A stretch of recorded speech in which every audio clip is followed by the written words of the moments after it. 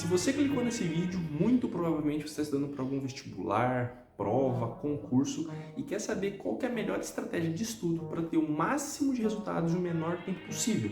Se você é essa pessoa, fica no vídeo que eu quero conversar com você. Fala pessoal, eu sou o Diogo, estou estudando para o vestibular de medicina e nesse vídeo eu quero conversar com você sobre estratégias de estudos que vão otimizar os seus resultados como você nunca viu antes. Aqui eu vou tratar justamente de como o cérebro aprende, de como você pode utilizar dos processos de aprendizagem para alavancar os seus estudos e para encaixar na sua rotina um método que realmente seja eficaz e sólido e com toda certeza vai te trazer resultados. Bom pessoal, vamos lá. Uma das primeiras coisas que você precisa entender antes de começar a estudar é justamente saber como o seu cérebro aprende. E para isso é de suma importância que você aprenda 3 processos básicos que acontecem com o nosso cérebro na hora que estamos vendo uma aula, fazendo questões, revisões, exercícios, que é justamente o processo de codificação, o processo de resgate de informações e o processo de relacionar as informações. Ao passar por esses 3 processos, se você os fizer muito bem feito, não tem como você não reter o conteúdo. É com 100% de certeza que você vai saber pegar um conteúdo e dominar. Não importa onde que ele vai cair, se é na FUVEST, no Enem, na Unicamp, enfim, não interessa. Se você dominar esse processo, você vai aprender. Então vamos lá. O primeiro processo que é o processo de codificação. O que é o processo de codificação? Codificar nada mais é do que você adquirir informação. Então, quando você está vendo algum vídeo no YouTube, algum vídeo do cursinho, lendo algum material teórico, você, pela primeira vez, ou se não, revisando, você está codificando, você está adquirindo novas informações. Entretanto, não basta apenas vermos essas informações, elas têm que ser sólidas para a gente. Você tem que ver alguma coisa e fixar aquilo ali no seu cérebro para que você não esqueça. Nesse quesito, temos 3 tipos de codificações. A codificação superficial, a intermediária e a profunda. A codificação superficial se refere àquele primeiro contato com alguma matéria, em que você está lendo algum resumo, vendo alguma coisa, mas pela primeira vez, que você não se recorda ou que você já viu há muito tempo. Já a codificação intermediária é quando você começa a lembrar de algumas coisas, quando que alguma matéria começa a ficar sólida na sua cabeça. E para isso você geralmente faz algumas associações. Um dos exemplos mais comuns são aquelas músicas que te fazem decorar para lembrar de alguma forma. Isso é uma codificação do tipo intermediário. Você lembra que você já viu bem no fundo ali, né? Como diria Platão, no fundo ali da alma, do mundo inteligível. Já as codificações profundas, elas acontecem quando você faz inter-relações entre os conteúdos. Como, por exemplo, como que eu consigo relacionar a fotossíntese com o efeito fotoelétrico? Se você realmente domina esses 2 conteúdos, você consegue interrelacionar. E é justamente esse nível que você precisa ter em todas as matérias para que você consiga, ao fazer o vestibular, ter um ótimo desempenho. E se você ficou curioso em relação a esse esquema do efeito fotoelétrico e da fotossíntese, né, a luz, ao excitar os elétrons ali dos fotossistemas da clorofila, faz com que o gradiente de prótons justamente gere ali energia para o processo da fotossíntese ocorrer, né? Então, bem resumidamente é isso, tá? Mas basicamente é isso, que é você interrelacionar conteúdos, é você realmente ter o domínio sólido de tudo aquilo que você já viu. Bom, então como eu consigo sair de uma codificação simples ali, uma codificação superficial e passar para uma codificação tão profunda? Pessoal, já que o processo de codificação é justamente o processo em que você vai estar adquirindo informação, ao você ver uma aula, ao você ler um livro teórico, corte as distrações. Sabe, silencie o celular. Se você estuda pelo celular, desative as notificações. Se você estuda pelo notebook, separe um ambiente adequado, separe uma garrafa de água para se você ficar com sede, não precisar levantar, sair, se dispersar com outra coisa, sabe? Avisa para o pessoal que está na sua casa, se você estuda em casa, que você está estudando. Se você está num cursinho, senta longe daquela galera que conversa pra caramba e tá nem aí para a aula. Separe realmente um momento para você aprender. A atenção é a principal ferramenta que vai te fazer transitar entre a codificação simples, a intermediária e a profunda. E para isso, sempre faça relações entre os conteúdos. Entre aquele conteúdo que você viu de biologia na semana passada e o conteúdo que você está vendo de biologia hoje, com toda certeza, alguma coisa tem a relação. Talvez seja uma coisa que você, às vezes, veja tão discrepante, mas não, alguma coisa tem a relação. E é justamente indo fazendo essa escadinha que você vai associando os conteúdos e você não esquece mais do que você já viu. Em relação ao segundo processo de aprendizagem que você precisa dominar para realmente saber estudar direito, é o resgate de informações. E o resgate de informações é o popularmente conhecido como revisar.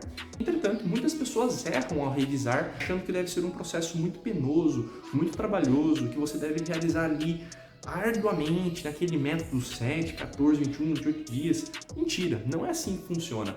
O resgate de informações, a revisão, ele tem que ser parte diária do seu processo de estudo. Isso de você associar um conteúdo com outro, por exemplo, já funciona como um método de revisão. Isso porque o nosso cérebro, ao relacionar conteúdos diferentes, novas sinapses vão sendo feitas, né? Os nossos neurônios não se multiplicam. O que nos faz ser mais inteligentes é justamente a quantidade de sinapses, comunicações neuronais que temos uns neurônios com os outros. Então, quanto mais conteúdos você associa e quanto mais você os vê de novo, mais conexões neuronais você faz. E ao rever novamente, ou ver novamente, revisar é isso, essas conexões entre os neurônios vão ficando mais fortes. Então você não esquece o que você já viu. Aquele esquema de dar branco não acontece mais com você. Mas para isso não acontecer, para você realmente revisar de fato, você precisa optar por métodos.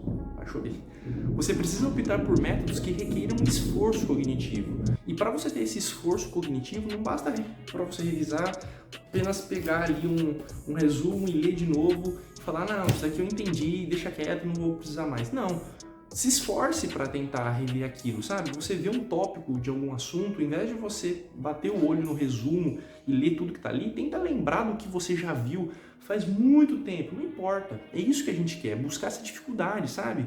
Fuja desse comodismo de realmente só ver uma aula de novo, né? De você pegar um resumo e só ler. Tenta lembrar daquilo que você já viu. Poxa, tá aí dentro de você, sabe? Se você realmente prestou atenção, você vai conseguir relembrar, nem que se for um pouco. E é esse pouco que a gente está buscando, porque quanto mais essa dificuldade, mais os neurônios vão se comunicando para tentar relacionar os conteúdos e ao você ver de novo, mais fortes essas conexões vão ficando, né? Então, alguns métodos que vocês podem usar, que justamente são ótimos métodos de revisão, é justamente questões de blocos gerais, correções de erros, principalmente do simulado, flashcards, se você tem aptidão para isso. Eu nunca gostei muito de flashcards, fazia muitas revisões por questões. Mas se você se adapta a esse método, por que não utilizar? O full recall, que é justamente você tentar explicar para você aquilo que você já viu, isso que eu falei do resumo, de você não bater o olho só e ler tudo de novo. Você tentar explicar, sei lá, termodinâmica, primeira e segunda lei. Putz, em vez de ver um resumo sobre essa primeira e segunda lei, tenta ver o que você lembra. Pode sair 10 palavras da sua boca, cara, mas já interessa. É isso que a gente está buscando, essa dificuldade. E os resumos, se você for utilizar, utilize com esforço, sabe? Vê o tópico, vai tentando se lembrar dele por conta própria, para depois você conferir se aquele seu raciocínio está certo de acordo com o seu resumo. Em relação a quando revisar, aquele método 7, 14, 21, 28 dias realmente funciona? Balela, vai ficar uma bola de neve se fazer isso. A revisão ela tem que ser feita diariamente. Mas aí pode parecer um pouco contraditório, né? Porque se eu falei que revisar daqui a 7, 14, 21 dias seria uma bola de neve por conta da tamanha quantidade de informações que você vai ter que ter, revisar diariamente também não deve ser muito fácil. Mas é mais fácil do que você imagina. Então, no começo do ano, cara, se você está estudando, reserve ali meia hora, 1 hora do seu dia para fazer uma revisão de um assunto que você já viu, para fazer 1 hora de revisão daquele conteúdo que você tem dificuldade, sabe? Se você tem dificuldade, por exemplo, em física, pare 40 minutos para fazer questões, 20 minutos para fazer a correção, né? Se você tem um dia muito puxado, às vezes você faz escola e mescla com um cursinho, você não consegue mesclar os dois no dia, não tem problema, faça no outro dia. Mas sabe, sempre tenta ir relacionando o conteúdo, tenta ir se explicando naquele dia o que você está vendo. É uma coisa que eu gostava muito de fazer. Ao acabar as aulas, eu tentava explicar o que o professor estava me passando e relacionar isso com o que eu já tinha visto da aula anteriormente. Isso é revisar, isso é você associar novas matérias. E claro, sempre com muito esforço cognitivo. E óbvio que quando você vai chegando mais próximo do seu vestibular, a sua rotina vai se adaptando para ter mais revisões do que novos processos de codificações. Já em relação ao último processo de aprendizagem que você deve dominar, que é justamente relacionar os conteúdos, aqui a gente vai começar a entrar na aba da flexibilidade cognitiva. O que é flexibilidade cognitiva? Pensa assim, ao ouvir uma aula, ao ver, por exemplo, termodinâmica, circuitos elétricos, ao ver aquelas formas, né, a primeira, a segunda lei de Ohm, é como se o professor estivesse te dando ferramentas para você resolver os problemas. Esses problemas são as questões do vestibular que você vai prestar. Ter flexibilidade cognitiva é saber usar as ferramentas para resolver uma determinada série de problemas. Alguns dos quais você nunca viu antes, alguns dos quais não serão inéditos, principalmente quando você prestar o vestibular, todas as questões são inéditas.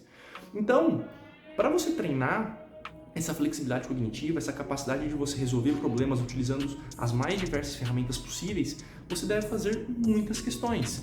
E ao fazer muitas questões, o seu cérebro vai se acostumando a lidar com uma diversidade de exercícios E ao você chegar na sua prova, você vai ter muito mais facilidade para lembrar como resolver aquele tipo de problema, que nunca será igual à questão que você já fez, mas as ferramentas serão parecidas, os modos de pensar, os modos de raciocínio vão sendo parecidos.